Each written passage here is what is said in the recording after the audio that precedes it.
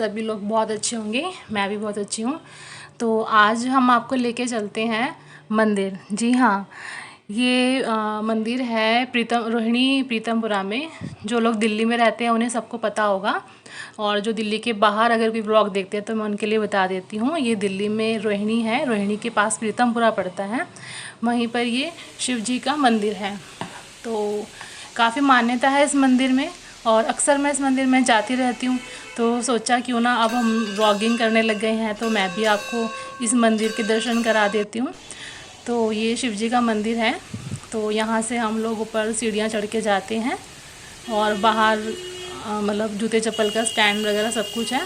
तो यहीं से चप्पल जूते उतार के हम ऊपर की तरफ जाते हैं। और ये मंदिर बहुत ही सुंदर मंदिर है, इतनी शांति मिलती है। अक्सर सभी मंदिरों में जाके शांति मिलती है, बट यहाँ पे कुछ अलग बात है, बहुत सुकून मिलता है। क्योंकि अधिकतर मंदिरों में आपको रश मिलेगा तो होता है कि हाँ इतनी शांति नहीं मिल पाती और हम लोग अच्छे से दर्शन भी नहीं कर पाते हैं। बट यहाँ पे मंगलवार, सैटरडे को या फिर सोमवार को, ये सभी दिन होता है, भीड़ यहाँ भी रहती है, मगर फिर भी कुछ अलग सा सुकून है, वो मुझे नहीं पता बट मुझे लगता है। तो आइए चलिए आज हम आपके साथ में इस मंदिर के दर्शन करते हैं। तो जैसे हम इस मंदिर में एंट्री करते हैं तो सबसे पहले यहाँ पे सामने आपको जो दर्शन होते हैं, सबसे पहले आपको राधा कृष्ण जी के दर्शन होते हैं।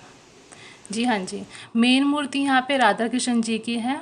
मंदिर का नाम ये शिव जी के नाम से है, ये शिव जी का मंदिर है वैसे तो, मगर सामने जो दर्शन होते हैं सबसे पहले आपको राधा कृष्ण जी की मूर्ति के दर्शन आपको होते हैं।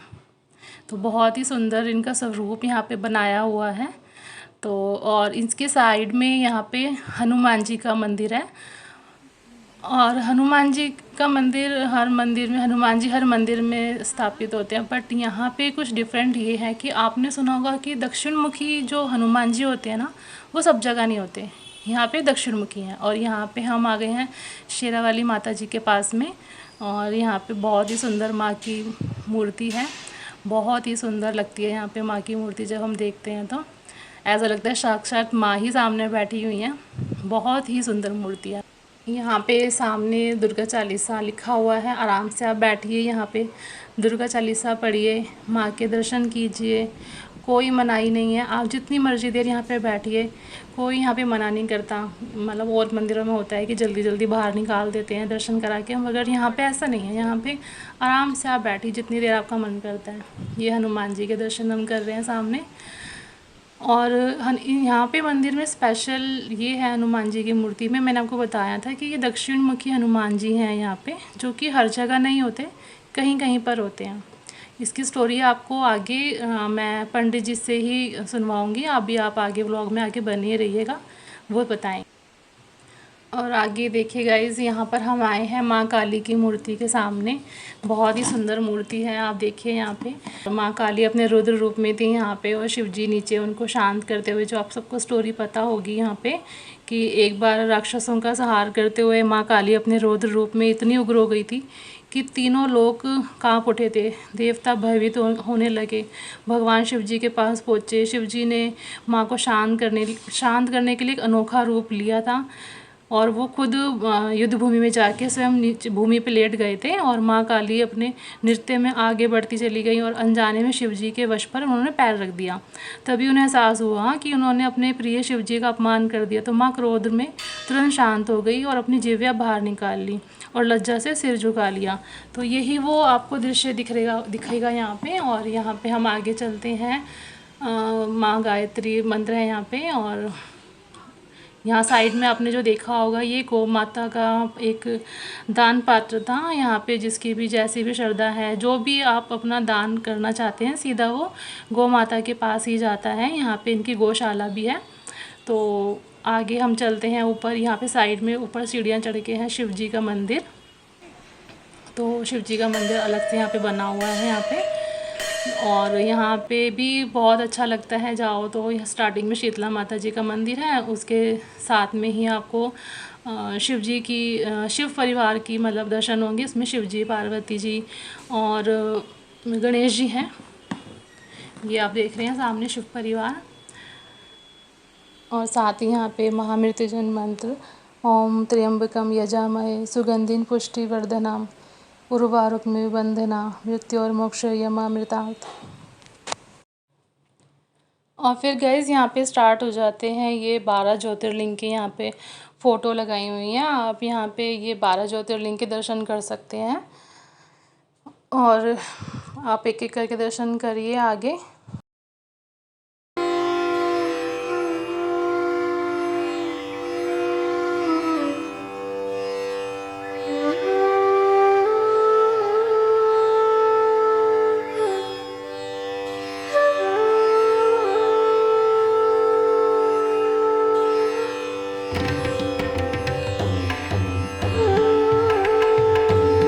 लाइन वाइज सबकी मतलब मूर्तियाँ भी स्थापित हैं। यहाँ पे लक्ष्मी माता और विष्णु जी की मूर्ति थी। उसके आगे ये वेंकटेश्वर बालाजी हैं और उसके आगे आपको एक एक करके सभी भगवान जी के आप दर्शन करते रहिए। यहाँ पे गणेश जी आ गए।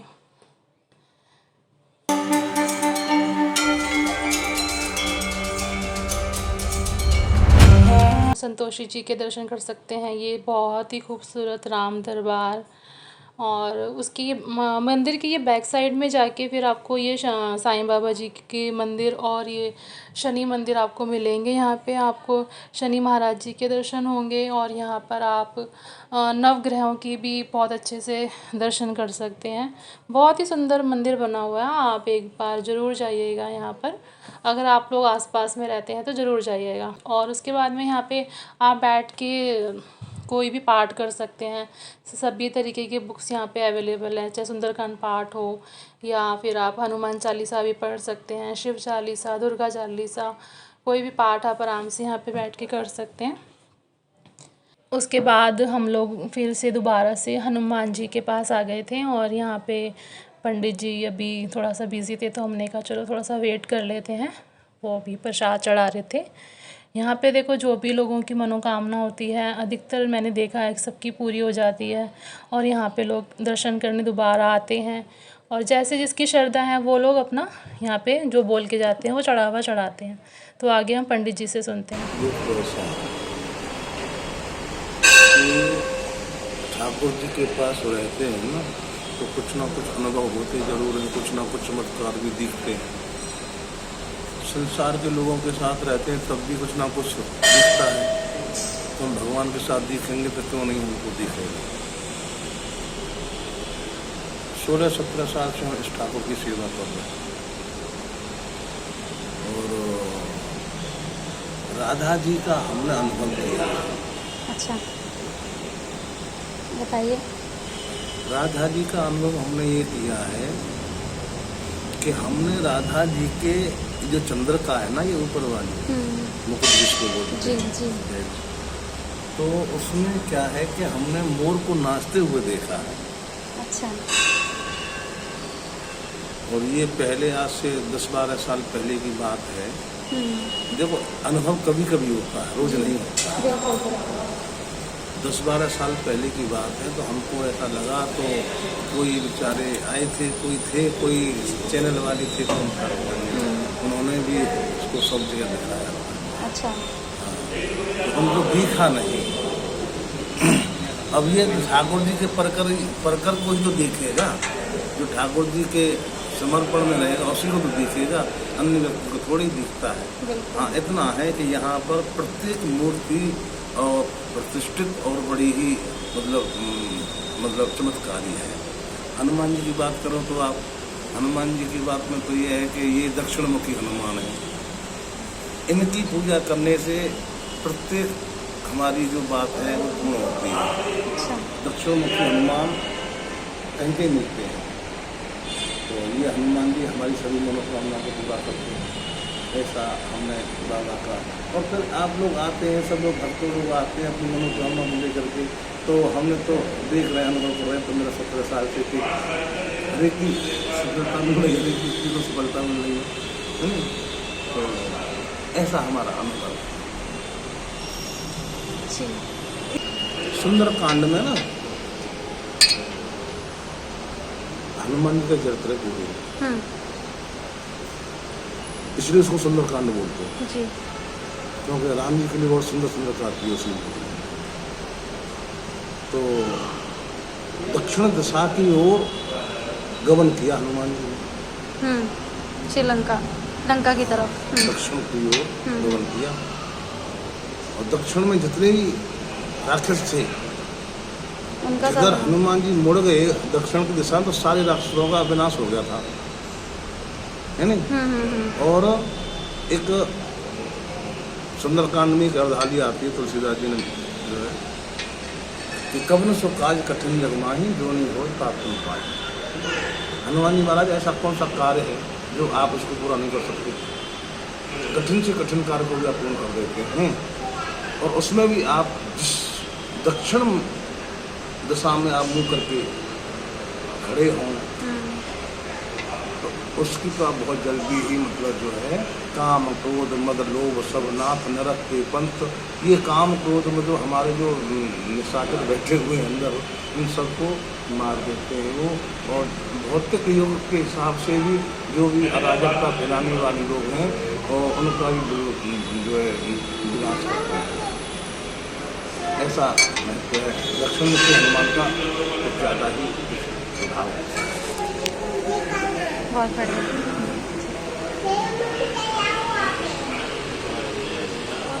मंदिर किस नाम से जाना जाता है वैसे? ये सीडी ब्लॉक शिव मंदिर के नाम से प्रसिद्ध है। अच्छा अच्छा। मुख्य मूर्ति राधा कृष्ण की है। हाँ जी। मंदिर शिव मंदिर के नाम से प्रसिद्ध है।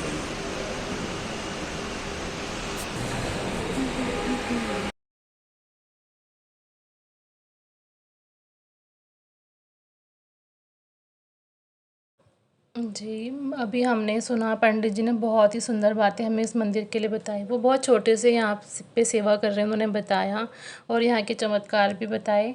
और बाहर निकलते ही भंडारा हो रहा था, और भंडारा जैसे जिस वही मैंने आपको बताया कि जिसकी कोई मनोकामना पूर्ण हो जाती है वो लोग कोई चढ़ावा या भंडारा जो भी बोलते हैं फिर वो यहाँ करवाते हैं, ठीक है। और उसके बाद ये बाहर से मैं आपको मंदिर दिखा रही हूँ। यहाँ पे सामने प्रसाद यहाँ पे मिल जाता है, आपको कहीं जाना नहीं पड़ता, यहीं बाहर ही मंदिर से यहीं से आप प्रसाद लीजिए। और यहाँ पे मैंने आपको पहले बताया था ना, जूते चप्पल का स्टैंड यहाँ मंदिर के बाहर ही है।